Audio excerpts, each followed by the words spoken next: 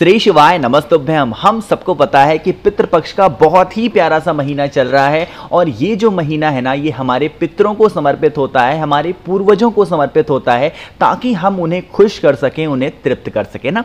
अगर आपके लाइफ में कोई भी ऐसी प्रॉब्लम है, चाहे वो दिशा पितृदोष की वजह से हो, किसी भी कारण से है ना, तो वापस आपको 3 कनेर के फूल और शमी के पत्ते का छोटा सा उपाय करना है। आपकी फैमिली हमेशा खुश रहेगी और पितृपक्ष खत्म होने से पहले आपकी वो सारी इच्छाएं पूरी होंगी जिसके लिए आप बहुत दिनों से परेशान चल रहे हो। ठीक है ना, समझने की कोशिश करते हैं इस उपाय को। हम महादेव को खुश करेंगे जिससे हमारे पितृ हैं वो अपने आप खुश होंगे। ठीक है ना, बहुत स्पेशल सा उपाय है। स्क्रीन पे आप सभी को कनेर का फूल दिख रहा होगा ना। कनेर का फूल 3 रंग में आता है, एक होता है सफ़ेद, एक होता है हल्का नारंगी और एक होता है आपका पीला कलर का। हमें किसी और कलर का नहीं लेना, आपको पीले कनेर के 3 पुष्प को लेना होगा। आज के टाइम पे जो मौसम चल रहा है, वेदर है, आसानी से, मतलब बहुत खोजना भी नहीं है, बहुत ही आसानी से आपको कनेर का फूल मिल जाएगा। कितने लोगे? मात्र 3 कनेर के फूल लेना।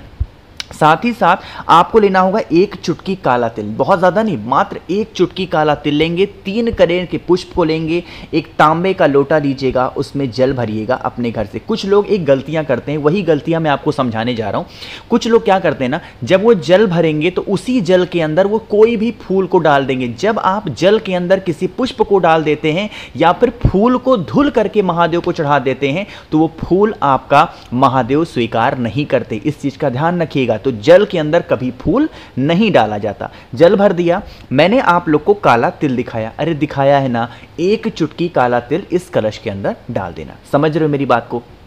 कलश आपका रेडी है। इस कलश को उठाना, आपके घर में जहां पितरों का वास होता है, कौन सा स्थान होता है वो? जहां पे हम अपने घर में मटका रखते हैं, परिंदा रखते हैं, आरओ लगा हो, पीने का पानी आता हो, उस स्थान पर आधे से 1 घंटे तक इस कलश को रख देना। सुबह करना हो उपाय सुबह कर लो, शाम को करना है शाम को करो, कभी भी कर लेना।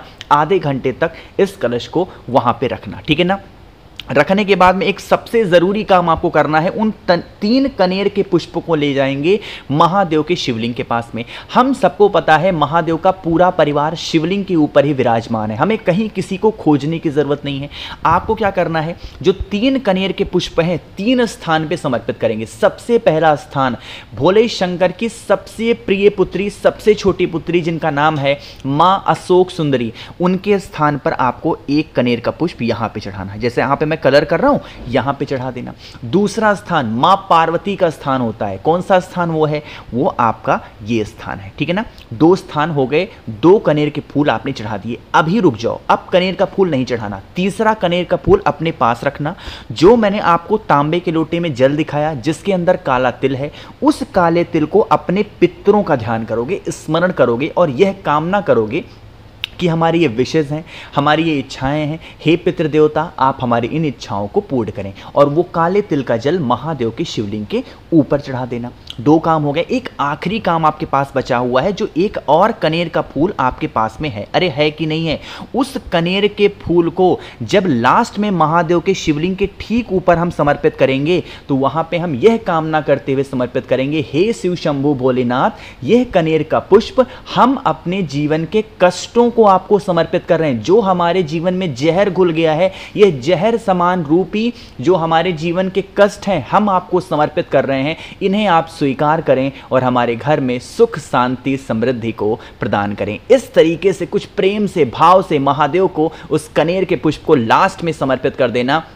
यकीन मान लीजिए, पितृपक्ष खत्म होते होते अगर पितरों की वजह से आप पे घर में कोई भी संकट चल रहा होगा तो सारा संकट आप पे घर से हमेशा के लिए खत्म होगा। इससे इजी, इससे आसान उपाय नहीं मिल पाएगा। करना जरूर है, भूलिएगा नहीं। ठीक है ना, समझ रहे हो मेरी बात को? तो यहाँ पे पहले उपाय की हमने बात कर ली है। आगे बढ़ते हैं इस वीडियो के हम लोग अपने दूसरे उपाय की तरफ। और ये जो दूसरा उपाय है ये भी कनेर के पुष्प से ही करना है। यह उपाय अगर आपने किया तो अगर आप पे घर में किसी से रिश्ते अच्छे नहीं चल रहे हैं, जैसे मान लो भाई से रिश्ते अच्छे नहीं चल रहे हैं, हस्बैंड से नहीं अच्छे चल रहे हैं, वाइफ से नहीं चल रहे हैं, बहन से नहीं चल रहे हैं, माँ बाप से नहीं चल रहे हैं, आपके घर में अगर किसी से रिश्ते अच्छे नहीं चल पा रहे हैं तो आप इस उपाय को करना ही करना होगा। ठीक है ना, समझने की कोशिश करते हैं। स्क्रीन पे आपको कनेर का फूल दिख रहा है, कितने कनेर के फूल लोगे, यहां पे गिनती करना ही नहीं है, जितने ज्यादा ले सकते हो उतने कनेर के फूल को लेकर के इसकी डंडी में बांध बांध करके आपको धागे से इसकी माला बनानी होगी, ठीक है ना। बहुत ध्यान से सुनिएगा, जरूरी नहीं है उपाय पंचमी को करो, चतुर्थी को करो, अष्टमी को करो, जितने भी दिन पितृपक्ष में बचे हैं किसी भी एक दिन टाइम निकाल के इस उपाय को कर लेना, ठीक है ना। माला बना लिया कनेर के फूल की, अरे बना लिया ना, अब बनाने के बाद में क्या करना है, अब आपको ढूंढना है महादेव का शिवलिंग। कहोगे भैया ढूंढना है, हम तो डेली जाते हैं पूजा करने के लिए। आप जाते तो डेली हो, लेकिन ऐसे महादेव के शिवलिंग के पास जाना है जिन महादेव के शिवलिंग के ऊपर ऐसे मटका लटका हो, ऐसे कलश लटका हुआ हो, ठीक है, समझ रहे हो। क्यों ऐसे जाना है, क्योंकि आपको पता होना चाहिए ये जो कलश होता है, मटका होता है, इसमें भोले शंकर की 5 बेटियां और वास करती हैं, जिनका नाम क्या है, जया, विषहरा, सामलीबारी, देवतली और देव। इन 5 बेटियां रहती हैं। आपको ऐसे कलश वाले महादेव के शिवलिंग के पास जाना है। जो कनेर का फूल आप अपने घर से बना करके ले आए हो, उसकी माला, कुछ लोग गलतियां क्या करते हैं, यहीं से समर्पित कर देते हैं महादेव को, जो कि आपका उपाय हो जाता है खराब। क्या करना है, जब भी माला, कनेर के पुष्प की माला महादेव के शिवलिंग के ऊपर रिश्तों को मजबूत करने के लिए समर्पित की जाती है, तो वो कलश से ऊपर यहां से आपको समर्पित करते करते और यहां जलाधारी तक इतनी बड़ी माला बना करके तब महादेव को समर्पित किया जाता है। इससे आपके घर के जो रिश्ते हैं वो स्ट्रांग होंगे, मजबूत होंगे, और कभी भी लाइफ में आपके घर में कोई भी टेंशन, कोई भी तकलीफें नहीं आएंगी। अरे समझ रहे हो ना। तो आप सभी को इस उपाय को करना है जिससे आप अपने घर में रिश्तों को और भी मजबूत कर पाओ, ठीक है ना। चलो भाई, 2 उपाय समझ में आ गए होंगे, मुझे पूरी उम्मीद है। आगे बढ़ते हैं इस वीडियो के सबसे इजी, सबसे आसान से उपाय की, जो कि हमारा तीसरा उपाय है। लेकिन क्या बेनिफिट हैं, क्या फायदे हैं इस उपाय के, वो आपको तब बताऊंगा जब सभी लोग करेंगे वीडियो को लाइक। जिसने अभी तक चैनल को सब्सक्राइब नहीं किया, सिर्फ मेरी आवाज़ ही सुन रहे हो, बक बक बक बक मेरी सुन रहे हो, तो जल्दी से करिएगा चैनल को सब्सक्राइब। देखो, सब्सक्राइब के लिए इसलिए कह रहा हूँ ना कि जब मैं वीडियो डालूंगा तो आपके ऊपर, आप तक पहुँच जाएगी, फिर आपको कहीं पूछना नहीं पड़ेगा, है ना, इसलिए कहता हूँ। बाकी लाइक तो कर दिया करो, है ना। चलो बात करते हैं तीसरे उपाय की। सबसे पहले फायदे समझ लेते हैं। अगर आपके घर में पितृदोष की वजह से, है ना, पितृदोष के कारण क्या है, लक्षण क्या है, कई बार समझा चुका हूं, बार बार नहीं बताऊंगा। तो अगर आपके घर में पितृदोष की वजह से, है ना, अगर आपके घर में कोई भी व्यक्ति रोगी घूम रहा है, मतलब उसकी बीमारी ठीक नहीं हो पा रही है, मतलब बहुत दवा खिला रहे हो फिर भी कोई फायदा नहीं, 2 सामान लेने होंगे। पहला सामान आपको लेना है इस तरीके से लाल चंदन। सभी के घरों में होगा लाल चंदन, तो लाल चंदन लीजिएगा। लाल चंदन के साथ में आपको छोटी सी कटोरी लेनी, ठीक है ना। इस कटोरी में आपको 2 चीजों को डालना है। सबसे पहली चीज आपको इस कटोरी के अंदर डालनी है और वो होगी शहद। थोड़ा सा शहद डाल देना, ठीक है ना।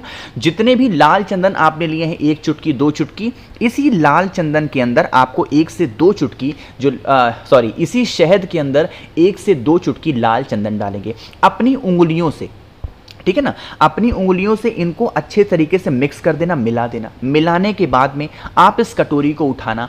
आपके घर में जहां पे भी पीने के लिए पानी रखा जाता है वही स्थान तो होता है हमारे पितरों का, तो उस स्थान पर इस कटोरी को ले जाकर के रख देना। पितरों का स्मरण करना, ध्यान करना, उनसे प्रार्थना करना। पूरी रात रखा रहने दो, है ना। तुरंत मत उठा लेना आधे घंटे के बाद जैसे दूसरे उपाय में उठाया, नहीं, आपको पूरी रात रखा रहने दो। अगले दिन जब आप सुबह सो करके उठेंगे तो आपको उस कटोरी को उठा करके महादेव के शिवलिंग के पास जाइएगा। कोशिश करिएगा इस उपाय को महादेव के मंदिर में करने की, ठीक है ना। अब अगर आपको अपने घर की बीमारी को दूर करना है तो एक स्थान होता है शिवलिंग पे जिससे हम लोग कटी भाग के नाम से जानते हैं, और यही स्थान होता है किसका, माता सती का, यानी कि मां पार्वती का। आपके पास में जो मिक्स किया हुआ लाल चंदन और शहद है उसे माता के हस्तकमल पर, हस्तकमल में, हाँ, हस्तकमल या फिर कटी भाग आप कह सकते हो, यहां पे लेपन करेंगे आशुतोष महादेव। किसके नाम से, आशुतोष महादेव के नाम से लेपन करके, और अपने पितरों का स्मरण करते हुए 1 लोटा शुद्ध जल तांबे के लोटे से श्री शिवाय नमस्तुभ्यम का जप करके अगर आप समर्पित कर देते हैं तो आपके घर से जो रोग की समस्याएं चल रही हैं वो इंसान रोग मुक्त हो जाएगा, ठीक है ना। 3 समझ में आ गए। आखिरी उपाय की हम लोग बात करते हैं। अब पितृपक्ष का उपाय है और चावल का उपाय आपको ना बताऊं या काले तिल का उपाय आपको ना बताऊं, ऐसा कैसे हो सकता है। बात करते हैं चौथे उपाय की, और ये जो चौथा उपाय होगा वो आपकी इच्छाओं को पूरा करने के लिए है, आपको अपनी विशेष को पूरा करने के लिए होगा।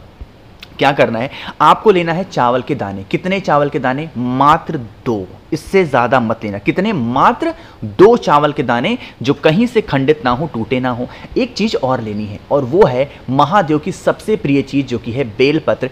एक बेलपत्र लेना। बेलपत्र के ऊपर आपको सबसे पहला काम करना है, पीले चंदन से ज्यादा मात्रा में ऐसे पीला चंदन लगाना, ठीक है ना। और आपको जो मैंने 2 चावल के दाने दिखाए, अपने पितरों का स्मरण करते हुए, ध्यान करते हुए 2 चावल के दाने इसी पीले चंदन के ऊपर चिपका देना, है ना। फिर आप इस बेलपत्र को उठाना, तांबे के लोटे में जल भर लेना और पहुंच जाना महादेव के शिवलिंग के पास में। फेस रखिएगा उत्तर दिशा, नॉर्थ डायरेक्शन। सबसे पहला काम, 1 लोटा शुद्ध जल काशी विश्वनाथ महादेव। यहां पे महादेव का नाम चेंज होता है। कौन से महादेव?